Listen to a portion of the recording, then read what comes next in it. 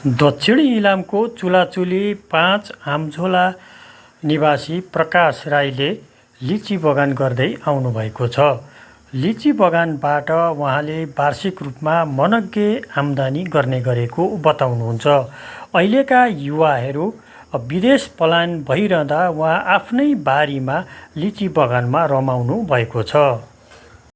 उहाँको बगानमा लिची किन्न आउनेको भिड नै लाग्ने गरेको छ। थोरै यो लिचीको बारेमा भनिदिनु।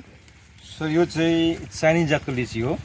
अनि यसरी यो चाहिँ अङ्गुरको झुप्पा जस्तो फल्छ, यसरी झ्याप्प यसलाई मलदल पुग्ने हरेक वर्ष फल्छ। यदि मलदल पुगेन भने चाहिँ यो यसले चाहिँ साल बिराउँछ।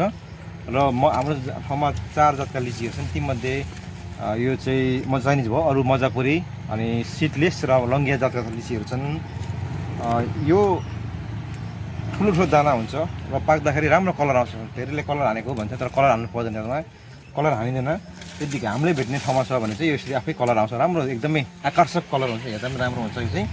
र यसरी हाँगै भाँसिने गरी यसले चाहिँ पहिलादेखि हामी बच्चा हुँदाखेरि देख्थ्यौँ कि भुइँ छुइरहेको हुन्थ्यो। यसको फलले चाहिँ राम्रो जुप्पामा फल्ने फल लिचीको जातमा पर्छ यो चाहिँ। त्यति धेरै फल्छ? यति धेरै फल्छ। धेरैजनाको चाहिँ हाँगा पनि भाँचिरहेको छ। यो किनभने यसरी एक साल फल्छ, एक साल फल्दैन। यदि यसलाई मलदल पुग्यो भने चाहिँ हरेक साल फल्छ, तर पुगेन भने एक साल बिराएर मात्रै फल्छ यो चाहिँ। दिनु फलेको अभ्यास छ। अनि सिडलेस चाहिँ हामी पनि सुरुवाती चरणमा छौँ।